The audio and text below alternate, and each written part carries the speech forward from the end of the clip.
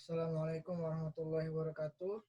Alhamdulillahirabbil alamin. Assalatu wassalamu ala asrafil anbiya'i wal mursalin wa ala alihi wa sahbihi ajma'in. Rabbi shrah li sadri wa yassir li amri wahlul 'uqdatam min lisani yafqahu qawli amma ba'd. Terima kasih teman-teman. Sebelumnya saya mau teman-teman berwudu dulu. Setelah berwudu baru kita mulai pembelajaran kita hari ini. Oke? Saya cek dulu siapa-siapa aja yang tidak hadir.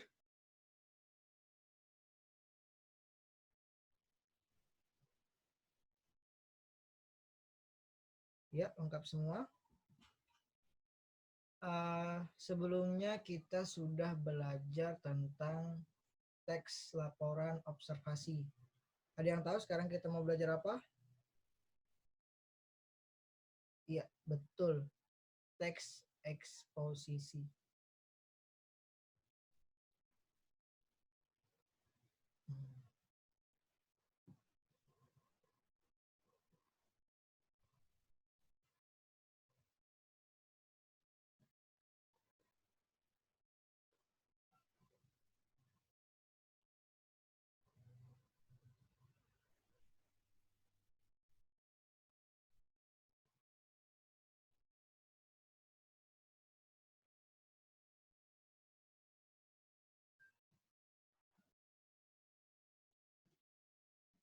Iya, ini dia teks eksposisi.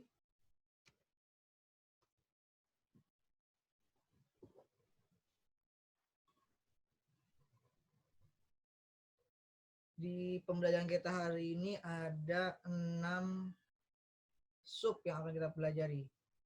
Ada tujuan, ada teks eksposisi itu sendiri, ada strukturnya, ada kaidahnya, terus nanti ada kesimpulan dan tanya jawab, dan yang terakhir adalah penugasan. Yang pertama, tujuan pembelajaran. Apa sih tujuan pembelajaran kita mempelajari teks eksposisi ini? Tujuan pembelajaran kita hari ini adalah setelah mengikuti kegiatan pelajaran ini, peserta didik diharapkan mampu menentukan struktur, isi, ciri-ciri, dan kaidah kebahasaan teks eksposisi.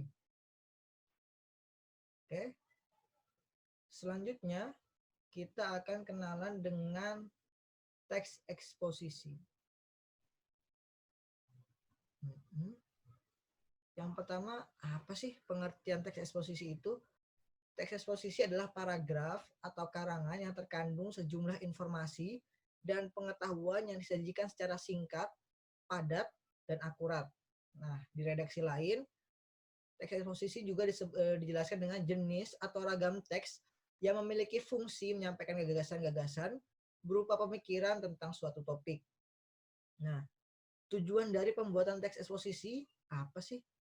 Yaitu menjelaskan informasi tertentu supaya dapat menambah ilmu pengetahuan pembaca, sehingga dengan membaca teks eksposisi maka pembaca akan mendapatkan pengetahuan secara rinci dari suatu hal atau kejadian. Jadi maksud dari pembuatan eksposisi itu menyampaikan gagasan, yang mana gagasan tersebut bertujuan untuk mempengaruhi si pembaca atau si pendengar. Apa aja sih ciri-ciri teks eksposisi atau suatu teks akan disebut sebagai teks eksposisi itu ketika memenuhi apa? Nah, ini indikatornya. Yang pertama, singkat dan padat sesuai dengan penjelasan dari teks eksposisi itu sendiri. Yang kedua, gaya informasi yang mengajak. Seperti yang saya bilang tadi, teks eksposisi itu menyampaikan gagasan, yang mana gagasan tersebut bertujuan untuk mempengaruhi. Yang ketiga adalah menjelaskan informasi-informasi pengetahuan. Jadi ada informasi di dalam sana, di dalam eksposisi itu sendiri. Yang keempat adalah penjelasannya disertai data-data yang akurat. Jadi ini sesuai fakta. Jadi teks eksposisi ini termasuk dalam teks yang formal, teks baku. Jadi fakta, real. Yang kelima adalah penyampaian teksnya menggunakan bahasa baku.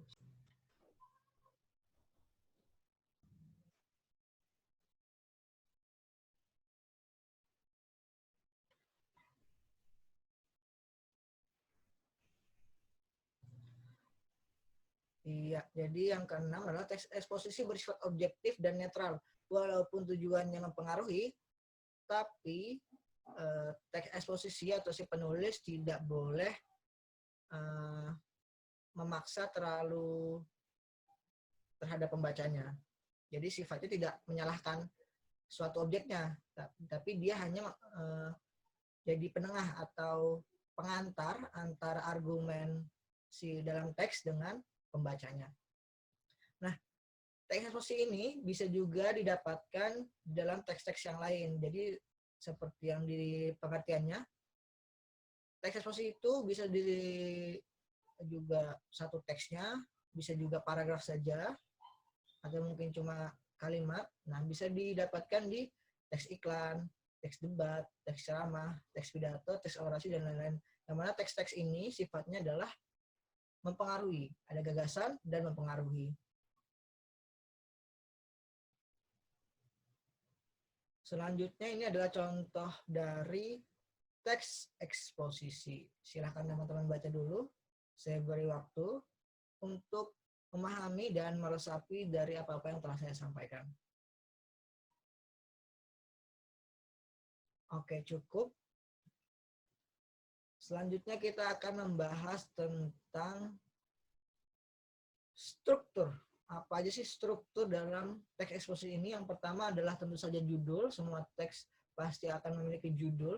Judul ini adalah kata kunci yang letaknya biasanya di atas. Judul ini akan lebih baik bila singkat, padat, mewakili keseluruhan teks, dan syarat akan makna. Kita lihat dari contoh teks yang tadi. Tentunya teman-teman sudah pasti tahu ya yang mana judul. Ya, itu judul. Manusia dan sampah. Singkat, padat, mewakili keseluruhan teks, dan syarat akan makna. Selanjutnya adalah tesis. Tesis ini adalah semacam pendahuluan atau pembangun stigma, pembangun paradigma. Jadi dalam tesis ini ada penyampaian peristiwa awal. Jadi di sini adalah kunci atau pijakan dari penulis untuk membawa si pembaca masuk ke dalam pandangan si penulis. Kita lihat saja, ya, yang manakah yang disebut dengan tesis? Oke, ini adalah tesis. Selanjutnya argumen. Argumen ini tentu saja teman-teman pasti sudah tahu kalau argumen itu pasti pendapat. Jadi pendapat dari si penulis mengenai suatu objek atau pandangan si penulis mengenai suatu objek. Nah di sini gagasan-gagasannya akan dimasukkan dalam sini. Yang mana data-data juga akan dimasukkan dalam sini untuk memperkuat dari argumen si penulis. Nanti argumennya akan lanjut ke penegasan ulang. Kita lihat dulu argumen. Yang manakah argumen? Nah, itu dia, betul sekali teman-teman. Selanjutnya adalah penegasan ulang. Nah, dari argumen tadi dibawa ke penegasan ulang. Nah, di sini adalah kesimpulan atau penutup, atau juga bisa diisi dengan penguatan. Jadi, di sini pembacanya sudah merasa, oh yakin, dia sudah terpengaruh. Nah, di sini ditambah lagi, diperkuat lagi, agar si pembaca atau si pendengar teks eksposisinya lebih yakin dengan argumen si penulis. Yang manakah yang disebut dengan penegasan ulang? Iya, itu adalah penegasan ulang. Selanjutnya kita akan membahas tentang kaidah kebahasaan. Nah, di kaidah kebahasaan ini ada empat sub yang akan kita bahas. Yang pertama ada pronomina, nomina, verba, dan konjungsi. Pronomina, teman-teman sudah pasti tahu pronomina adalah kata ganti, ya. Pronomina adalah kata ganti. Pronomina kata ganti adalah jenis kata yang menggantikan nomina atau frasa nomina. Ya, pronomina ini juga dibagi menjadi dua, diklasifikasikan menjadi dua macam, yaitu pronomina persona dan pronomina non persona. Pronomina persona ini adalah kata ganti orang. Ada yang tunggal, ada yang jamak. Nah, kalau yang tunggal itu seperti ia, dia, Anda, kamu, aku, saudara, nya, mu, ku, si. Nah, itu yang tunggal, orang yang tunggal. Nah, kalau personal jamak, orang yang banyak, misalnya seperti kita, kami, kalian, mereka, hadirin, para, atau mungkin juga bisa diganti dengan kata-kata daerah, atau mungkin kata asing. Yang jelas, dia menggantikan orang yang tunggal atau yang jamak. Nah, yang kedua adalah pronomina non personal, kata ganti bukan orang, yaitu pronomen penunjuk contoh, pronomen penunjuk. Jadi seperti ini, itu, sini, situ, sana, atau dan pronomina penanya, contohnya seperti apa, mana, siapa. Gitu, teman-teman. Selanjutnya adalah nomina. Nomina ini merupakan kata yang mengacu pada benda, baik nyata maupun abstrak. Teman-teman sudah pasti tahu kan ya, nomina misalnya meja, kursi, atau mungkin gedung, macam-macam. Pokoknya yang sifatnya benda, baik nyata maupun abstrak. Yang abstrak misalnya apa? Misalnya tongkat ibu peri misalnya. Selanjutnya ada verba. Verba adalah kata yang mengandung makna dasar perbuatan, proses, atau keadaan yang bukan sifat. Dalam kalimat biasanya berfungsi sebagai predikat. Verba ini juga bisa teman-teman artikan sebagai kata kerja. Misalnya menyapu, berlari, menulis. Itu dari verba. Selanjutnya adalah konjungsi. Teman-teman juga pasti tahu dong konjungsi itu apa. Konjungsi adalah kata penghubung. Contohnya kemudian, lebih lanjut, lalu, setelah itu, dan, serta. Itu adalah konjungsi. Seperti itu teman-teman. Yang terakhir adalah kesimpulan dan tanya jawab. Nah, dari sekian materi yang sudah saya sampaikan, berikut adalah kesimpulannya, yaitu pengertiannya. Pengertian dari teks eksposisi tentu saja paragraf atau karangan yang terkandung sejumlah informasi dan pengetahuan yang disajikan secara singkat, padat, dan akurat. Dan jangan lupa berisi gagasan, di mana gagasan tersebut bertujuan untuk mempengaruhi si pembaca. Tapi tetap, teks eksposisi sifatnya netral, objektif, jadi dia tidak menghakimi suatu objeknya. Tujuan dari teks eksposisi menjelaskan informasi tertentu supaya dapat menambah ilmu pengetahuan si pembaca atau si pendengar. Nah, struktur dari teks eksposisi ada judul, tesis, argumen, dan penegasan ulang.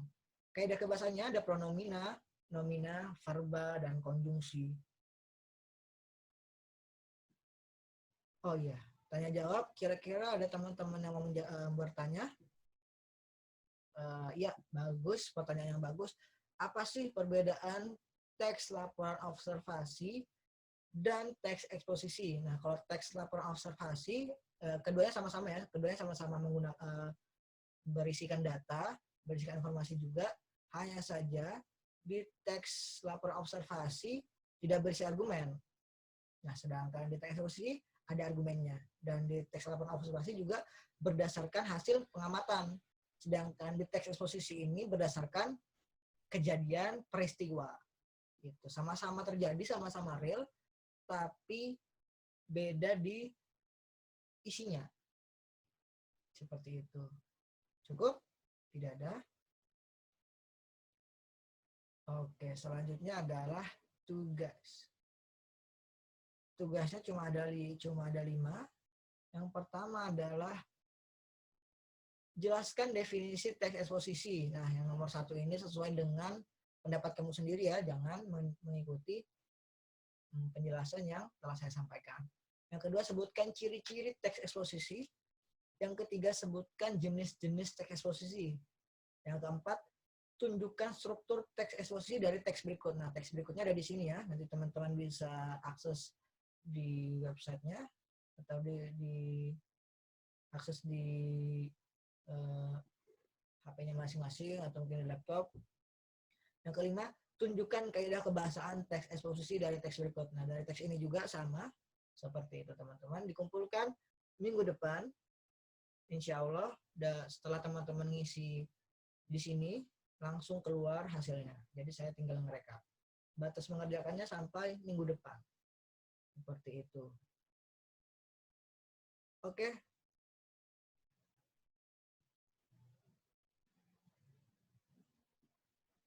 Terima kasih teman-teman. Silahkan dirapikan kembali kursinya. Kita tutup pertemuan hari ini dengan membaca hamdalah dan doa kafaratul majelis. Terima kasih. Wassalamualaikum warahmatullahi wabarakatuh.